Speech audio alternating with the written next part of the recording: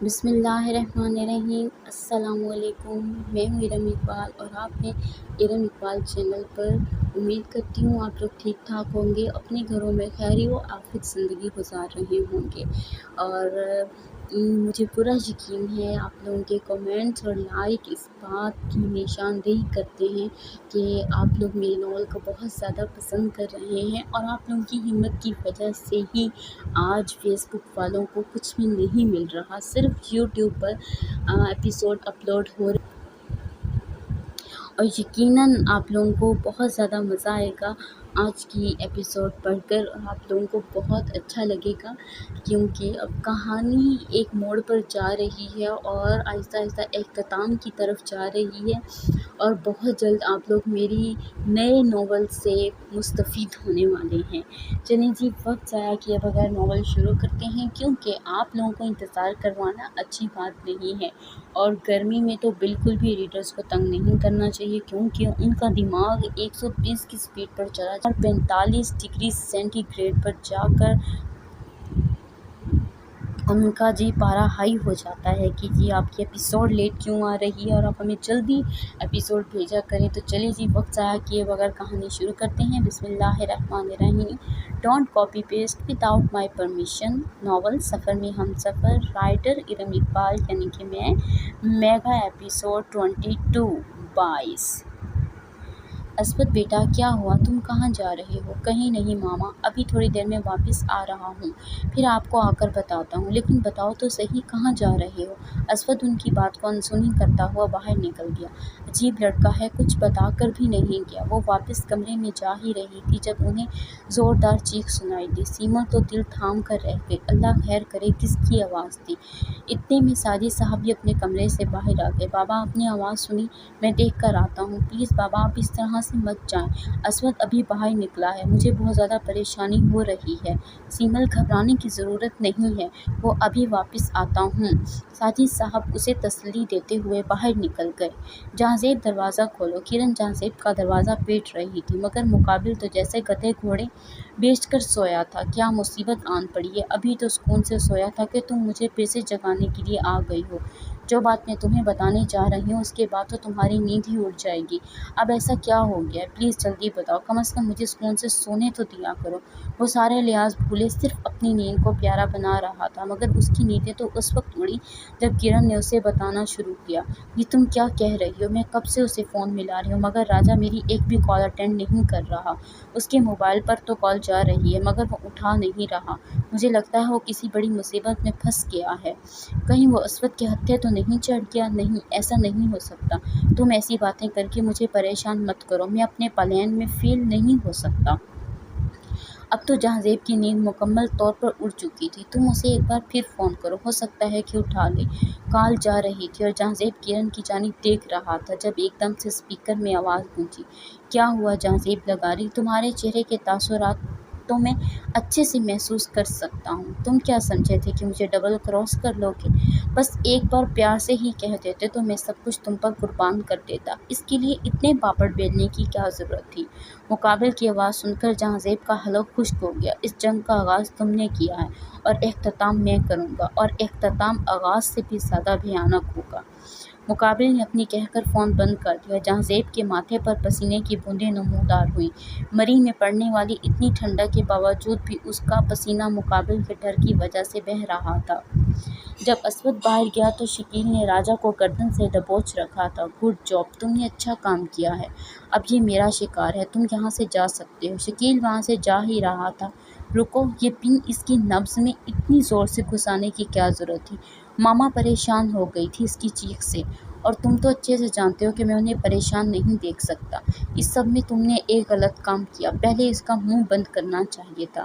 Sorry, بہت غلطی ہو گئی۔ ایکسائٹمنٹ میں مجھے پتہ ہی نہیں چلا۔ چلو جاؤ، تمہیں اپنی ماما کے صدقے میں معاف کیا، لیکن آئندہ کے بعد خیال رکھنا۔ پھر وہ راجا کے سامنے بیٹھ گیا۔ وہ جو زمین پر انتہائی بری حالت میں تڑپ رہا تھا، نبض میں باریک پن چبھنے کی وجہ سے اس کا خون بہہ رہا تھا، جس کی وجہ سے اس کی حالت بگڑ رہی تھی۔ مجھے تمہاری حالت پر بہت ترس آ رہا ہے۔ اب بتاؤ تمہاری سزا کیا ہونی چاہیے؟ वैसे मैं तो सोच रहा हूँ तुम्हें मरी के पहाड़ों से नीचे फेंक देता हूँ। वैसे तुम खुद को कितना शातिर दिमाग समझते हो, सोच रहे थे कि मुझे डबल क्रॉस कर लोगे। मुझे तो मेरा बाप डबल क्रॉस नहीं कर सकता, तो फिर तुम क्या चीज़ हो। अस्वद मुझे माफ़ कर दो, मैंने जहाँ ज़ेब लकारी को वार्न किया था वो तुम्हारे साथ ना उलझे। मैं तो ये सब नहीं करना चाहता था, लेकिन मैं उसकी लालच में आ गया था। मुझे जाने दो, मेरा उससे कोई ताल्लुक नहीं। मैंने सिर्फ इस सब में एक ही गलत काम किया और वो है लालच। तुमने तो सुना होगा कि लालच बुरी बला है, और अब ये तुम्हारे लिए वबाल बन गई है। अपनी सज़ा तुम खुद ही तजवीज़ कर लो। ये सुई जो मैंने तुम्हारी नब्ज़ में दबा रखी है, इससे तो तुम बहुत जल्द ही मर जाओगे। तो मैं चाहता हूँ कि तुम्हारी मौत आसान हो जाए। जुर्रत भी कैसे हुई मेरे घर की तरफ मैली निगाह से देखने की, वो शदीद गुस्से में आते हुए बोला। फिर उसने राजा के बालों को सख्ती से दबोचा। अस्वद, मुझे माफ़ कर दो, तुम्हें माफ़ कर दूं जो कि मेरी जान को मुझसे अलग करने जा रहा था और मेरी जान का सौदा करके बैठा हुआ था। बस एक बार मुझे माफ़ कर दो, मैं तुम्हें दोबारा कभी अपनी शक्ल नहीं दिखाऊंगा। मुझसे गलती हो गई है। अस्वद लगारी अपने दुश्मनों को माफ़ नहीं करता, और तुम तो मेरे जानी दुश्मन हो। तुम मेरी जान को मुझसे अलग करना चाहते थे, मेरी ज़िंदगी मुझसे छीन लेना चाहते थे। मैं तुम्हारी सांसें छीन लूँगा। अस्वद उसकी पिन पर अपना दबाव बढ़ाने ही वाला था जब साजिद साहब ने उसका हाथ पकड़ा। अस्वद, छोड़ो इसे, ये तुम क्या कर रहे हो। नाना प्लीज़ आप यहाँ से चले जाएं, मैं इस शख्स को नहीं छोड़ूंगा। वो तो शुक्र है मुझे शकील ने इसकी मौजूदगी का बता दिया, वरना पता नहीं तुम इसके साथ क्या कर बैठते। छोड़ो इसे। साजिद साहब ने अस्वद को इससे दूर किया। नाना प्लीज़ आप इस मामले में मत पड़े, मैं उसे ज़रूर सबक सिखाऊंगा। ये तो इस कड़ी का सिर्फ एक मोहरा है, अगर सबक सिखाना है तो अपने बाप को सिखाओ। ऐसे लोग तो पैसे के लिए कुछ भी करने को तैयार हो जाते हैं, और राजा भी इन्हीं लोगों में से एक है। साजिद साहब ने उसकी नब्ज़ में से पिन निकाली। उसकी शदीद चीख बरामद हुई। राजा, ये तुम्हारे लिए आखिरी मौका है, तुम अपनी शक्ल यहाँ से गुम करो, कभी मुझे नज़र मत आना। नाना आप इस शख्स को छोड़ रहे हैं, ये दोबारा मुड़कर हम पर वार करेगा, तब आप बहुत पछताएंगे। अस्वद तल्ख लहजे में कहा। शकील जाओ, इसको इसके रास्ते तक बहा हिफाजत छोड़ कर आओ। शकील जो थोड़े फासले पर खड़ा था, फ़ौरन हुक्म मिलते ही उसकी तकमील को चल पड़ा। नाना मुझे यकीन नहीं आ रहा, आप ऐसा क्यों कर रहे हैं।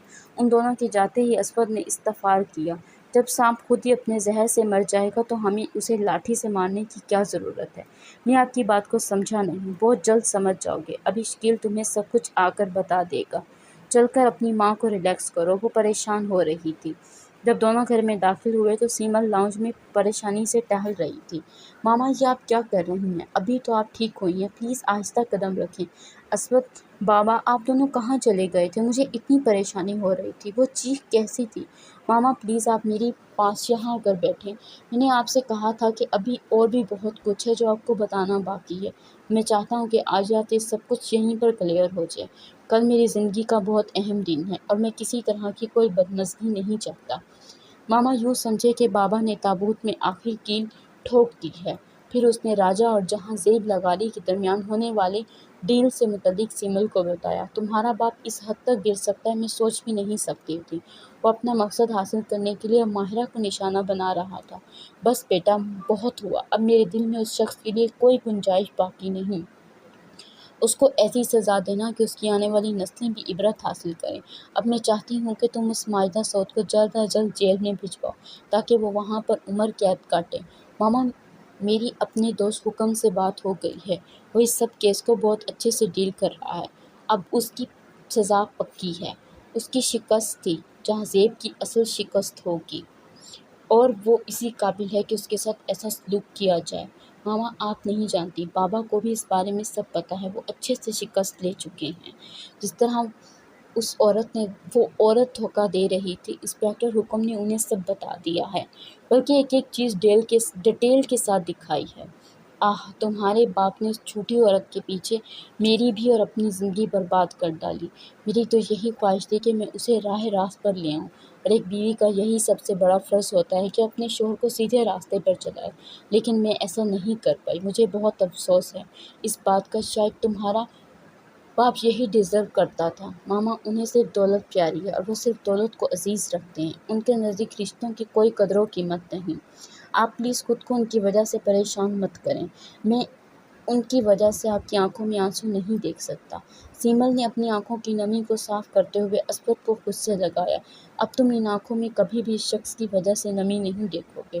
یہ ہوئی نا بات۔ شکریہ ماما، آپ نے مجھے سمجھا۔ بیٹا، کس طرح تم نے میری آنکھیں کھولی ہیں۔ تم ایک بات اچھی اولاد ہو۔ اب جلدی سے سو جاؤ، ایسا نہ ہو کہ کل تم اپنے نکاح میں سو رہے ہو۔ بہت لیٹ ہو گئی ہے۔ اسود کا جاندار قہقہ بلند ہوا۔ شب بخیر ماما، وہ کہتا ہوا اپنے کمرے میں چلا گیا۔ نہیں، یہ نہیں ہو سکتا۔ اسود کو سب پتہ چل گیا ہے۔ پتہ نہیں وہ راجا کا کیا حال کرے گا۔ وہ مجھے میری ہی چالوں میں الجھاتا چلا جا رہا ہے۔ سب کچھ میرے ہاتھوں سے نکلتا جا رہا ہے۔ مجھے کچھ نہیں پتہ۔ جہاں مجھے میری بیٹی چاہیے۔ اس کے علاوہ میرا تمہاری ان چالوں سے کوئی لینا دینا نہیں ہے۔ کچھ نہیں کر سکتا ہوں۔ چلی جاؤ یہاں سے۔ اور جس بات پر تم مجھے دھمکا رہی تھی، مجھے اب پورا یقین ہو گیا ہے کہ اسے سب پتہ چل گیا ہے۔ جس ٹون میں وہ بات کر رہا تھا، وہ اچھے سے جان چکا تھا کہ ساری طرح پر اس کا حق ہے۔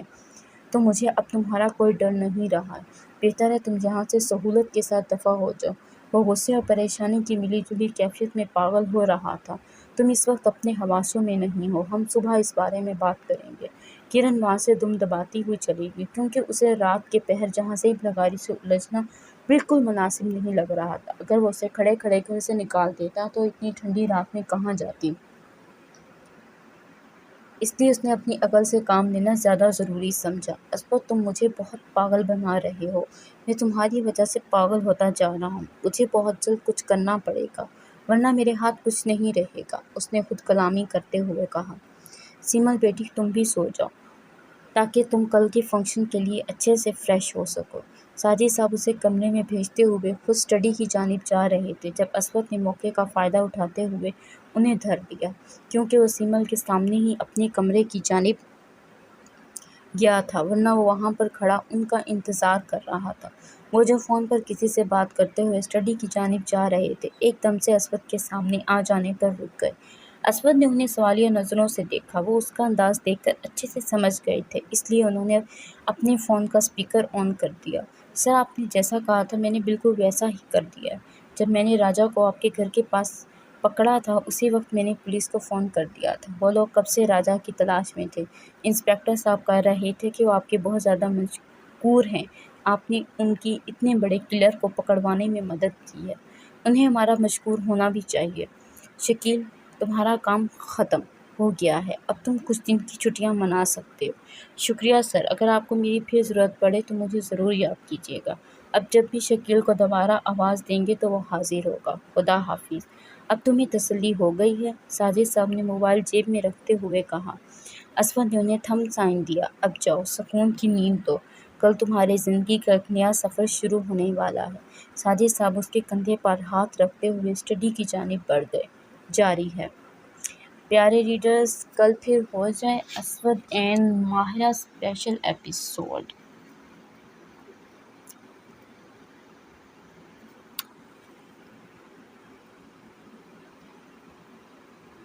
لائک ضرور کر دیا کیجیے۔ بہت شکریہ اتنا سپورٹ کرنے کے لیے، اور خاص طور پر وہ ریڈرز جو مجھے میسیج کر کے میری کہانی سے ریلیٹڈ لکھتے ہیں، ان کا بہت زیادہ شکریہ۔ اللہ آپ سے راضی ہو۔ فی امان اللہ۔